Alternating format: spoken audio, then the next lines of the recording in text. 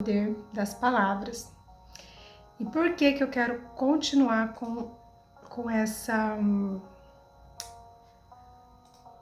esse ensino? Por que eu quero continuar com esse ensino, meninas? Porque é algo que quando nós temos a consciência verdadeira e a praticamos, o poder das nossas palavras, como que funciona no mundo espiritual, como isso impacta nossas emoções, como isso faz total diferença no nosso dia a dia, muda totalmente a nossa conduta com as pessoas e conosco mesmo. Então eu vou começar lendo alguns provérbios que nós já estudamos, tá? E vocês anotem. Provérbios 15, a resposta gentil desvia o furor, mas a palavra ríspida desperta a ira. Mais um. Quem controla a língua, Provérbios 13, 3. Quem controla a língua terá vida longa. Quem fala demais acaba se arruinando. Aí mais um.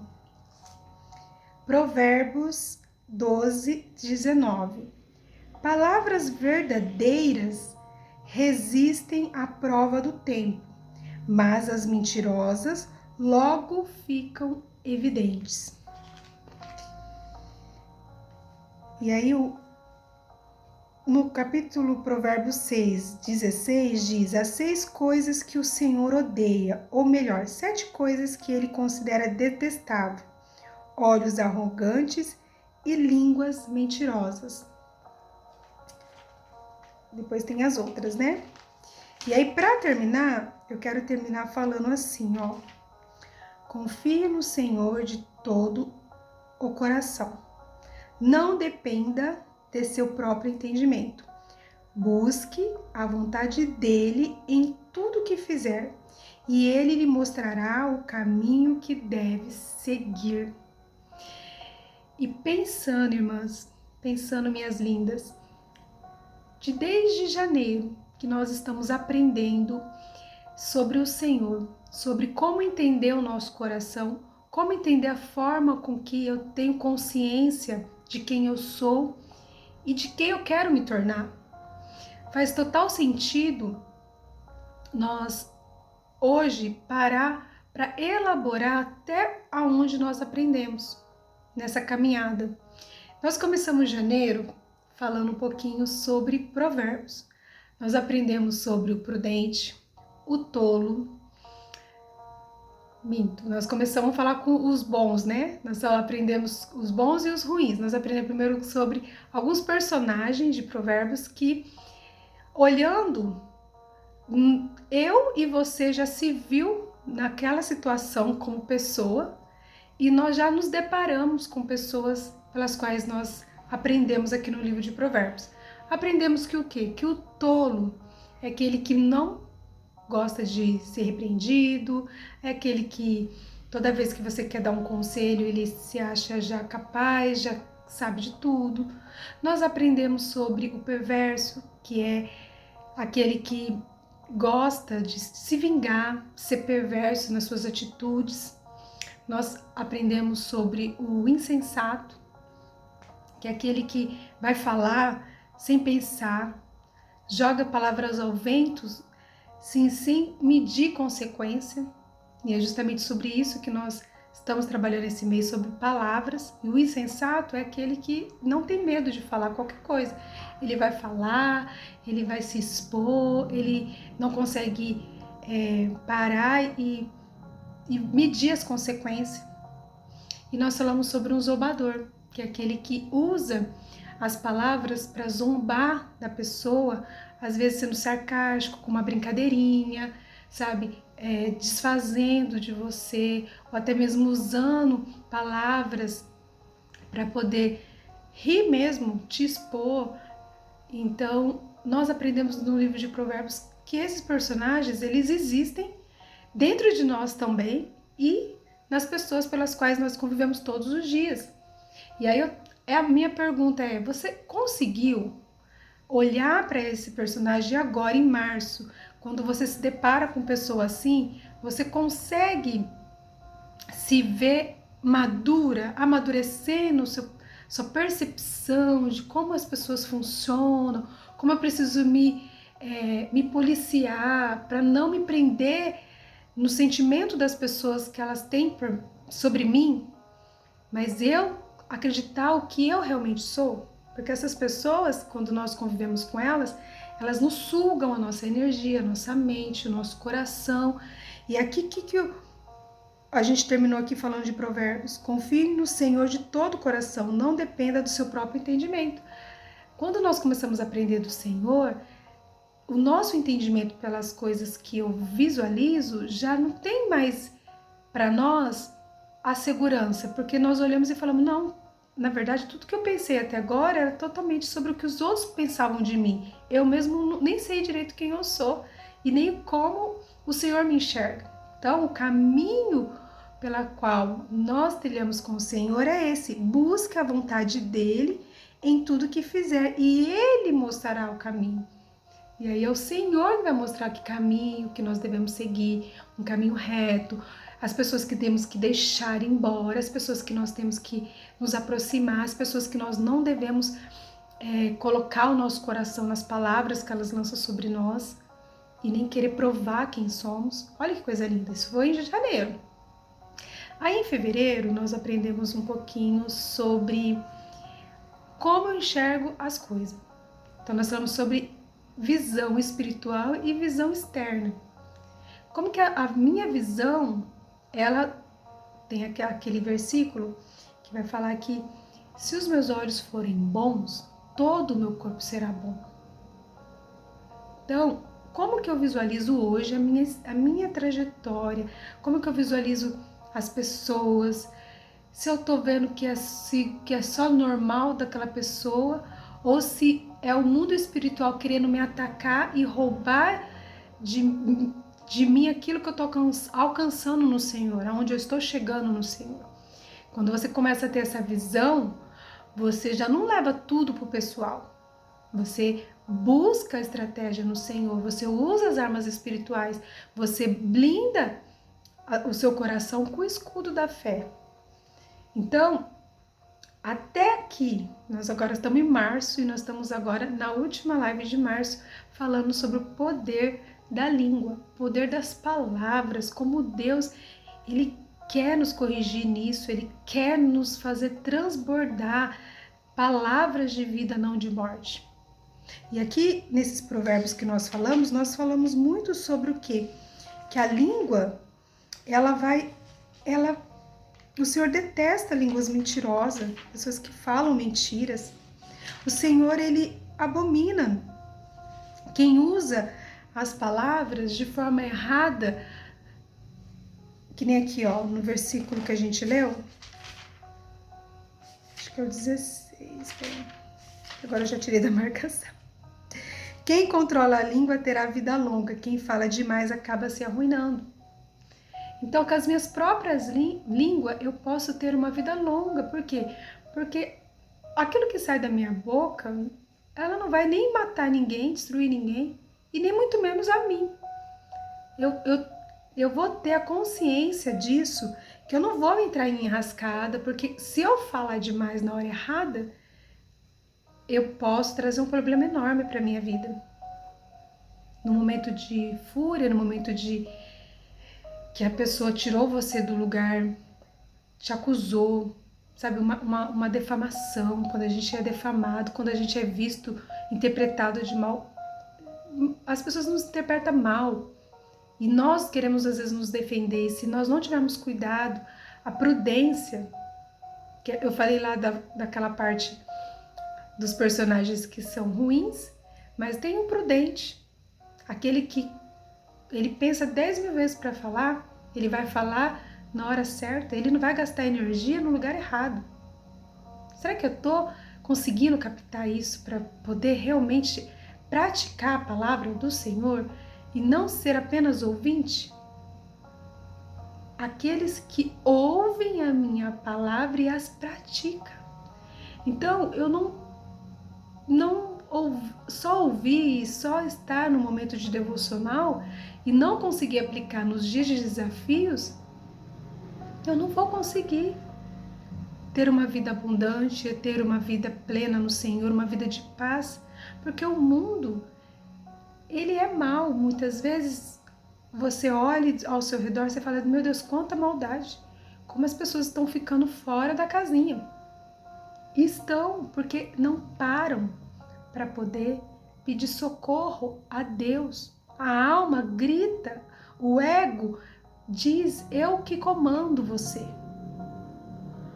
E aqui o Senhor, nós lemos, aquele que confia no seu próprio coração se arruinará. Não devemos confiar no nosso coração, porque o nosso coração ele é enganoso. E nós falamos do sábio, aquele que consegue, com a experiência, ser assertivos agora nas suas escolhas. Nós falamos sobre o justo, que é aquele que não odeia a injustiça, que pratica a justiça, sabe o que é justo e não concorda de ser melhor, ser favorecido, mas tem dentro do seu coração a certeza do que é correto. Mas nós também falamos do ingênuo. O que é o ingênuo? E eu posso me pegar aí. Lembra que tem aquele versículo? Até quando, ingênuo, você estará na sua ingenuidade? Eu amei esse versículo, porque esse versículo fala muito sobre o que eu estou aprendendo até agora. Será que eu estou aprendendo mesmo? Ou só estou ouvindo? Até quando, Adriane, você vai ficar gastando a sua energia, gastando o seu sono, tendo crise de ansiedade, vivendo infeliz por causa do outro e perdendo tempo por causa do outro, sendo que eu quero falar quem tu és. Eu que o Senhor diz para nós, né? O Senhor Jesus diz para cada uma de nós. É eu que defino, é eu que te escolhi, é eu que te chamei. Então nós vamos falar um pouquinho hoje sobre como eu me vi na infância, porque nós falamos muito também sobre nós termos cuidado com o que falar. Só que hoje eu quero falar com vocês sobre o que você ouviu até agora sobre você.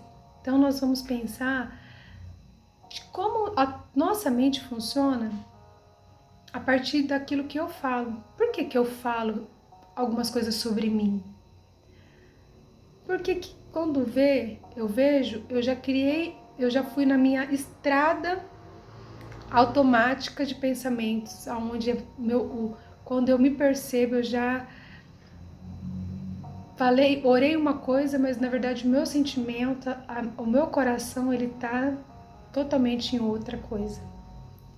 Lembra que na última live nós falamos um pouquinho sobre trilha e sobre estrada? Que nós temos uma estrada mental onde nós construímos ao longo da vida.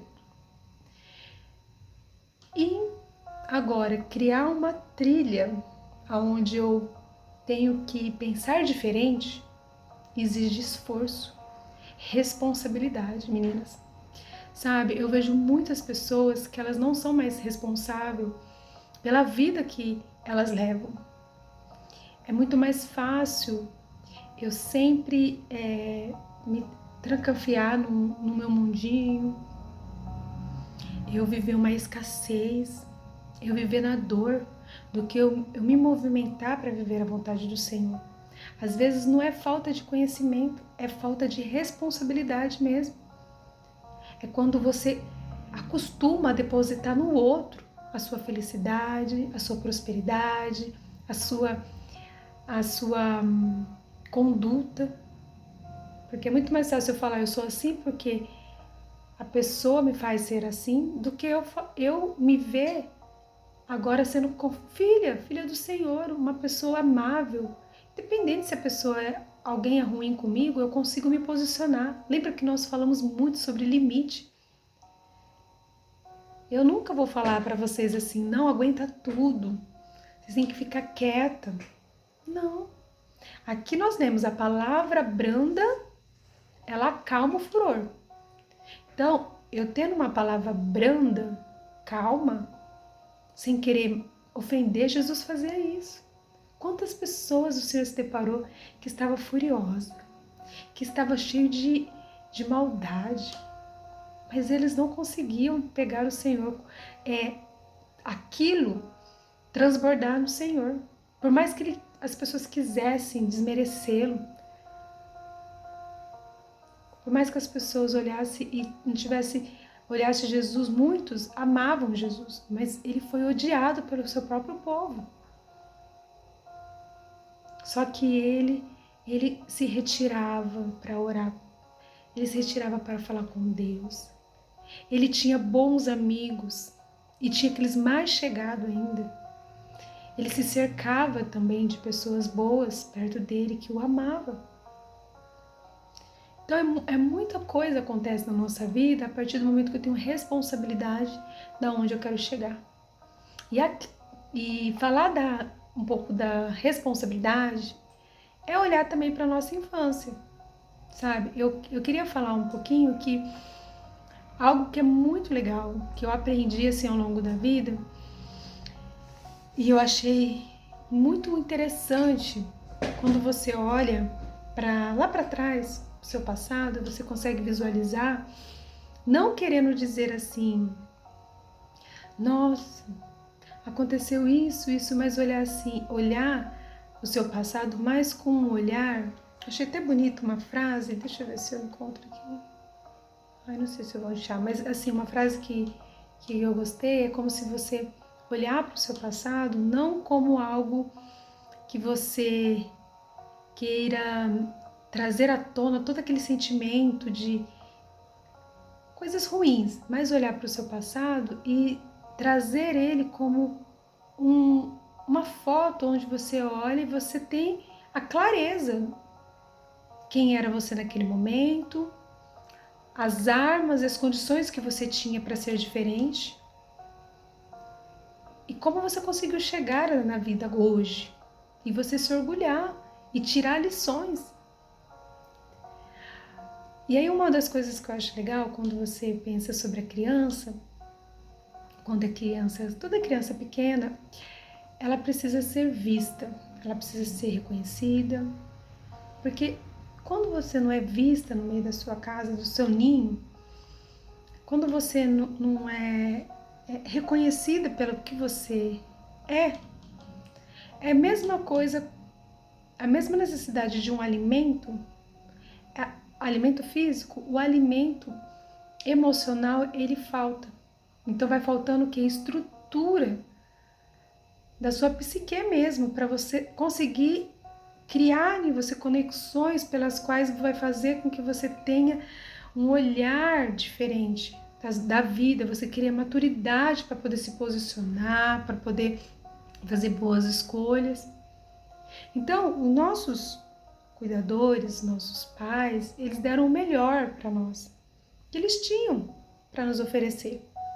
Só que agora eu sou adulta e eu tenho impacto emocional sobre coisas que meus pais não conseguiram trazer para mim. Eles fizeram, mas o que eles fizeram muitas vezes, no meu olhar, na minha emoção naquele momento, eu me senti rejeitada, eu me senti abandonada. E muitas vezes não é só sentiu, mas foi mesmo, de alguma forma, abandonado ou foi rejeitado, assim, claramente. Então, quando eu consigo olhar a minha história desde sempre, eu começo a enxergar que a minha forma de falar sobre mim, falar sobre as pessoas, elas é muito mais além do que eu imagino, é muito mais sobre uma infância marcada por faltas do que simplesmente uma forma com que eu quero hoje, adulta, falar e ser. Na verdade, você pode estar lutando para ser diferente e por não conseguir entender a sua infância, a sua adolescência, até a sua história, até onde você chegou hoje, você não consegue vencer muita coisa. Eu não consigo vencer muita coisa. Então, o que acontece? Quando o olhar nosso olhar, ele vem distorcido, ele começa a ser um olhar de julgamento, você começa a perceber que isso não começou, não é à toa, não começou com você. Começou com os seus cuidadores, os nossos pais, fazendo isso conosco, tá? E nós vamos falar um pouquinho sobre isso, tá? Na infância, quando o acolhimento não acontece, tá? Então, tem 4 coisas que eu achei super legal, que você pode se perceber, que na infância, se você não teve, o que acontece?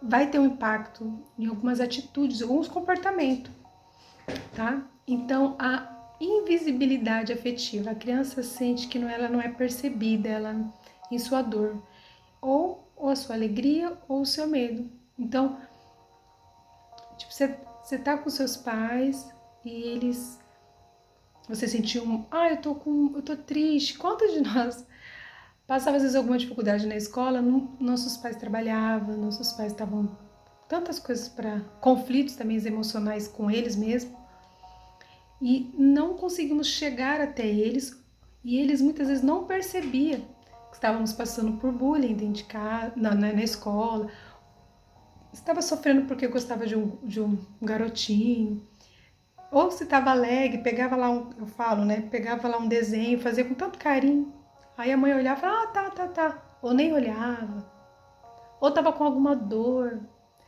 e às vezes dormia sem tomar um remedinho, porque a mãe não percebia.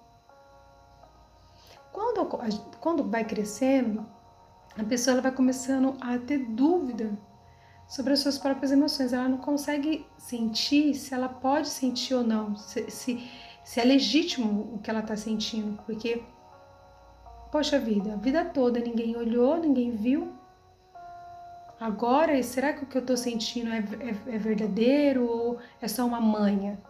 Porque às vezes, naquele momento que você tentou transbordar a sua emoção, a sua dor, a sua alegria, não teve ninguém que a acolheu, que olhou nos seus olhos e disse, nossa filha, vem aqui, eu cuido de você, o remedinho, dá um beijinho, né? Que nem a gente faz hoje com nossos filhos, tão importante. Ou até mesmo quando você estava com medo de dormir no escuro, morrendo de medo, porque às vezes viu um filme, ou porque alguém contou uma história lá que foi uma história de terror, e aí justamente você precisava aquela noite dormir de mão dada com a sua mãe, ou pelo menos que ela ficasse um momentinho, vai dormir, pra lá. Tudo isso criou um impacto, né?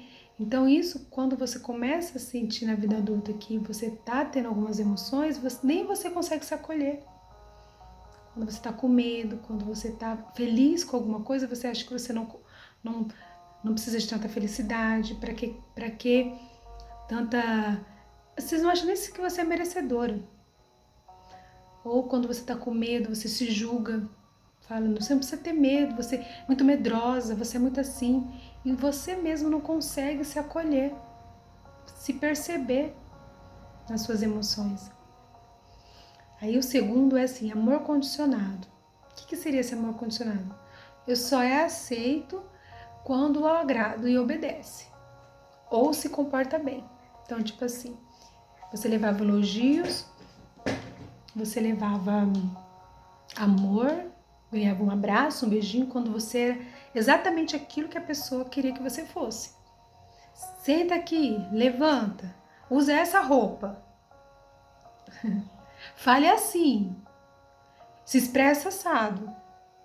Aí a mamãe te ama, aí a mamãe quer ficar perto. Você começasse a reagir diferente disso, começava a ser quem você é mesmo, quem você gostaria de ser ali naquele momento, você percebia que você era rejeitado, já um olhar de rejeição. Mamãe não vai amar você se você fizer assim, assim, assim, eu não vou gostar mais de você. Sem perceber, eu acho que eu já até falei para meus, sei lá, não sei, mas pode ser que cometi algum erro assim, né? Ah, mamãe não gosta mais de você. Não é nunca que nossos filhos fazer alguma coisa, podemos condicionar o nosso amor. Nosso amor é indiferente, tem que ser claro para eles. Até mesmo é um conselho que eu dou para vocês. De repente eles errar, eles falam contar uma mentira, fazer algo que desagrada mesmo. Você nunca tem que olhar e mostrar o que o seu amor é condicionado a isso. Você fala assim, ó, você cometeu um erro. E a consequência desse erro é isso. Vamos pedir perdão para Deus e vamos tentar melhorar daqui para frente. E tratar o assunto, mas independente de qualquer coisa, a mãe te ama e confia que você vai melhorar. Olha que diferente, mas quantas de nós foi totalmente condicionado. Então, a pessoa depois, quando vai crescer, ela precisa criar uma máscara, ela tem medo de ser quem ela é, porque se ela for quem realmente ela vai deixar de ser amada. Então, ela fica reprimindo o quê? A espontaneidade dela. Às vezes ela quer ser alegre, às vezes ela quer falar, às vezes ela quer mostrar um pouco quem ela verdadeiramente é, e ela não faz isso. Por quê? Porque ela tem medo de ser ela, porque se ela for ela, o medo maior dela é de rejeição. Então ela começa já a visualizar e cria uma máscara. Eu vou comportar. Se a Adriane gosta de uma pessoa assim, eu vou ser assim. Se fulano gosta de uma pessoa mais faladeira, eu vou falar. Se a pessoa gosta de uma pessoa mais quieta, eu vou ficar quieta. Se eu vou comer alguma coisa, não, ela escolhe o que vai comer. Sabe, coisas pequenas, atitudes assim que tão automáticas da nossa vida, que não percebemos o quanto somos moldadas de uma forma que nós vamos nos perdendo. Quando chega na vida adulta, você não reconhece quem você é, o que você gosta, as pessoas que você realmente quer estar perto. É engraçado que na adolescência que é assim, né? Na adolescência você começa para ser aceito, muito adolescente, quando vive uma infância assim, não consegue dizer não para as drogas, não consegue dizer não para coisinhas erradas, mesmo que aprendeu em casa o certo. Mas para ser aceito, ser visto na panelinha, ela abre mão da sua essência, tá? Silenciamento emocional. Quando chora, é repreendida. Quando tem medo, é ridicularizado.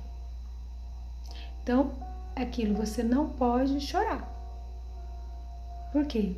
Você tem que ser forte. Engole esse choro. Então, você não pode dar vazão às suas emoções. Eu não posso dizer que eu tô sentindo isso, porque toda vez que eu dizer que eu tô sentindo algo, é frescura. Para de frescura. Para de manha. Nossa, você chora demais. Então, você começa a querer expor, toda vez que vai expor, é ridicularizado. Então, você começa a desconectar o seu sentimento do seu corpo.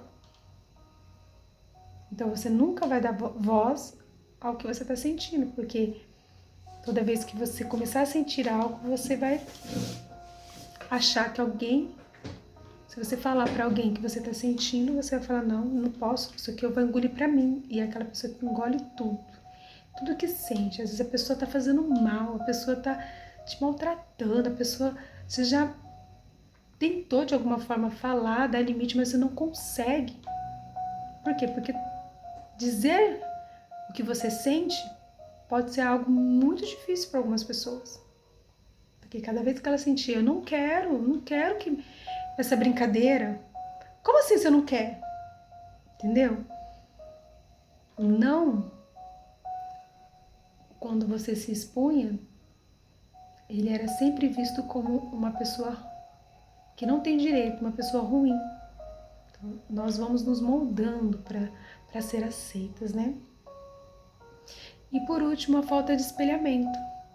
O que é a falta de espelhamento? É quando, sem um olhar que traduz as suas emoções, você fica triste porque ela não aprende a nomeá-las. Então, a consequência é que você cresce sem saber identificar ou regular o que sente. Então, você olhar para o seu filho assim e falar, filha, você tá cansadinha, vamos deitar. E a pessoa, o adulto que fala para a criança começa a chorar, e às vezes a criança não tá fazendo mãe, ela só tá com sono, ou ela tá com fome. Aí ela não consegue ir lá desligar o desenho.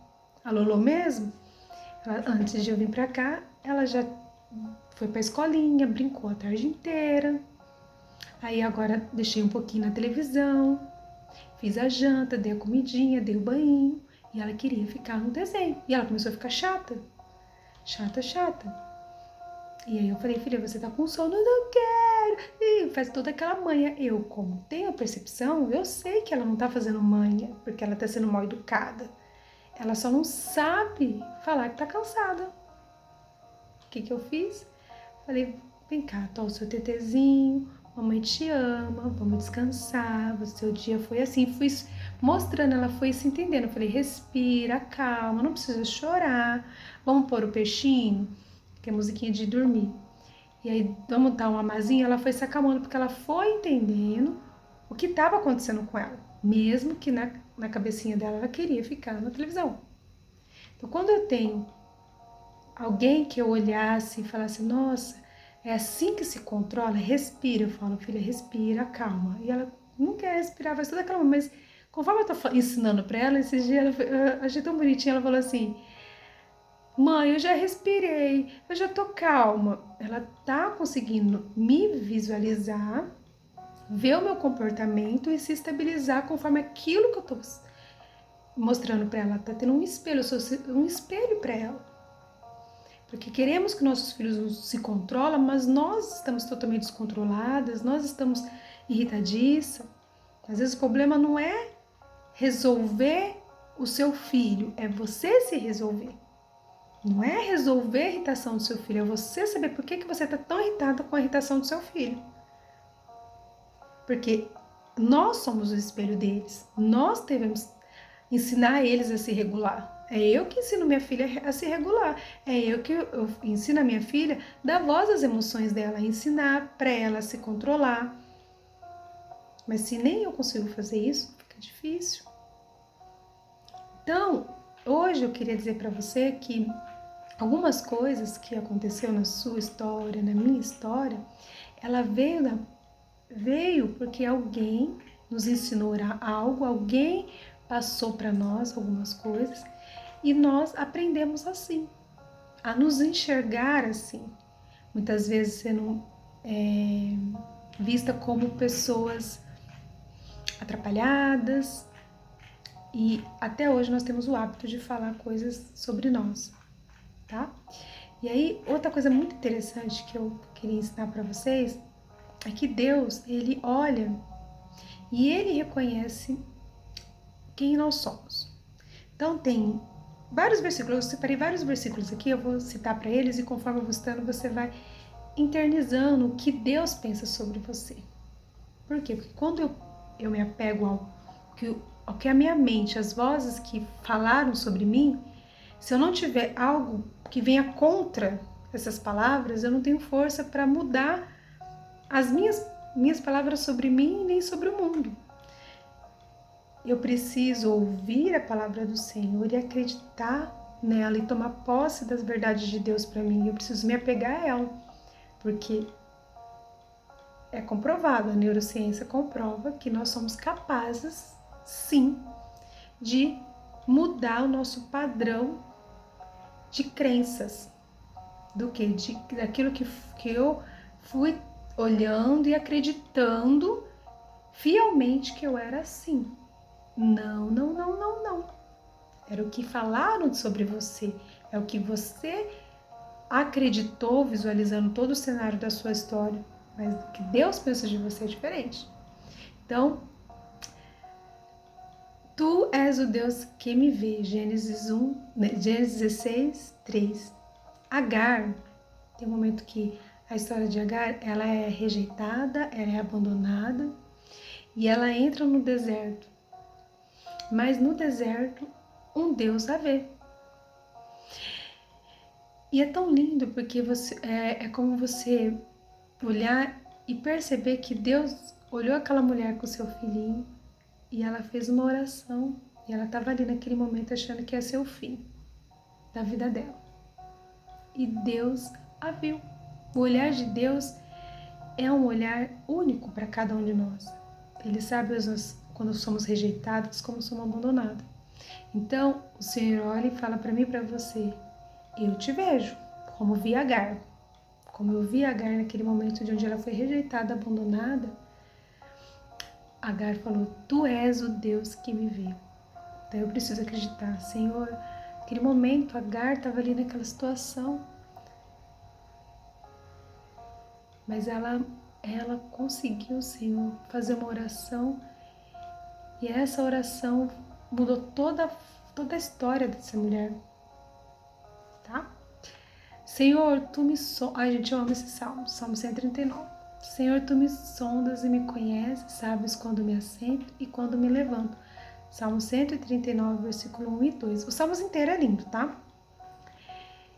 Esse salmo, ele vai mostrar assim, que o Deus que conhece por inteiro, ele conhece todas as partes nossas. Então eu consigo ser conhecida sem precisar me esconder. Então, como ele conhece nós por inteiro, ele sonda a gente por dentro. Então, quando você olha e você é julgada, muitas vezes mal interpretada, você faz essa oração, Senhor, tu conhece. Sonda-me, Senhor. O Senhor é o único que sabe realmente a minha intenção, o meu coração. E você não vai ficar presa pelo que as pessoas estão falando sobre você. Não vai ter ansiedade porque você quer provar que você não é uma pessoa ruim. Porque o seu coração, você sabe que há um Deus justo, um Deus que vê todas as coisas. E daí, o Salmo 139, eu acho o finalzinho dele vai falar assim, ó, vê se há em mim algum caminho mau e me guia pelo caminho eterno. Porque mesmo quando eu me percebo, né, achando que eu estou sendo boa, pode ser que eu me engane, Senhor. Então eu peço que o Senhor me mostre o caminho certo, que aí eu pode me disciplinar, mais ou menos isso que a gente está falando. O salmista queria dizer para o Senhor, que ele também não confiava totalmente na bondade dele. Então ele fala, vê se há em mim algum caminho mau, vê, né, o Senhor que está sondando aqui, estou vendo tudo dentro do... O Senhor que me viu no ventre, o Senhor que... Salmos vai falar sobre ventre, vai falar que ele está... Se a gente subir no mais alto céu e na mais profundeza, ali o Senhor está, não tem como se esconder desse Deus. Então, nosso coração ele vai falar, nossa, eu tenho um Deus que me conhece por dentro. Aí tem o Salmos 27, 10. Ainda que meu pai e minha mãe me abandone, o Senhor me acolherá. Ainda que você sinta falta de um acolhimento paterno, materno, o nosso Deus, ele garante na palavra dele, que ele nos acolhe. Ele é o único que não nos abandona. Por isso nós chegamos até aqui na vida, mas pode ter certeza. Por isso nossos filhos vão chegar também, porque queremos ser melhores, com certeza. Queremos ser melhor, não queremos errar, mas não vamos conseguir ser perfeito com nossos filhos. Vamos falhar sim. Mas enquanto eu puder melhorar como pessoa para que os meus filhos tenham a melhor versão minha, curada, eu vou atrás disso. Eu vou atrás de melhorar. Porque eu não quero transbordar e sangrar nos meus filhos as minhas sombras, os meus medos, as minhas angústias. Mas eu quero sim ser alinhada conforme aquilo que Deus quer para mim. E é Ele que me define, porque eu tenho um pai que me ama, né? O Deus que me ouve, gente, é lindo, porque Ele nos valida nas nossas emoções. Ele sabe as nossas emoções. Eu acho lindo, ó. Eu tenho visto a opressão do meu povo, ouvi o seu clamor e conheço o seu sofrimento. Quem está aqui comigo já há um tempo é Êxodo, lembra de Moisés? Quando o Senhor chama Moisés ali na sarça, o Senhor vai falar para ele, eu tenho visto a opressão. Parecia para aquele povo que Deus não tinha se esquecido, mas o Senhor estava vendo e estava ouvindo, porque existia um povo orando. No meio de tantos que estavam ali, tinha um povo que tinha fé, que acreditava em Deus. Olha que coisa mais preciosa. Que mesmo que no meio que você tá, você fala, nossa, parece que nada vai mudar, porque olha que escravidão que nós estamos, olha que tormento que está a minha vida. Continue clamando, porque aqui você consegue ver, eu ouvi o clamor do meu povo. Tá? Eu conheço o sofrimento, eu sei. Clamor é o quê? Tem misericórdia, é grito de socorro. E ele diz, eu ouvi o grito de socorro. Então o Senhor ouve o grito de socorro seu, nos seus medos, nas suas prisões, naquilo que as pessoas querem te acorrentar, quer te trazer dor, quer te trazer palavras de julgamento contra você, tá? O Senhor, jogue tudo para o Senhor. Assim como o Senhor ouviu o clamor daquele povo, ouve o meu clamor, Senhor, sobre essa situação. O Senhor está perto do que tem o coração quebrantado e salva o espírito abatido. Olha que salmo, Salmos 34, versículo 18. Poder anota. O Senhor, Ele não rejeita um coração quebrantado. E aquele espírito, que às vezes nosso espírito está abatido por tantas guerras, tantas lutas, tantas decepções, tanta maldade. O nosso espírito, ele se abate. Não tem aquele salmo? Porque te abate, ó minha alma, espere em Deus, eu ainda o louvarei. Então, o Senhor sabe que o nosso espírito se abate de tamanhas diversidades. Mas o Senhor vem e fala para nós. O Senhor está perto dos que têm o coração quebrantado. Coração quebrantado é um coração que reconhece quem Deus é, a dependência de Deus, a dependência em ter Deus em tudo na sua vida. Então eu me quebranto, eu não tenho aquela coisa assim, eu sou certa, eu não vou mudar porque o errado é aquele, porque ele que está errado, porque fulano está errado, fulano que fez isso. Não, eu me aquieto. E eu me quebranto, falo, Deus, não é sobre ser certa ou errada, é sobre o que o Senhor quer me ensinar, a me posicionar, a me silenciar. O que o Senhor falar, eu vou fazer. E isso salva o nosso quê? A nossa alma, porque a nossa alma ela começa a confiar que tem um Deus nos vendo, que está olhando o nosso desejo de mudar, de ser melhor, de nos posicionar, tá? Deus que afirma a nossa identidade, o direito de existir. A Isaías 43. Não temas, porque eu te remi, chamei-te pelo teu nome, tu és meu.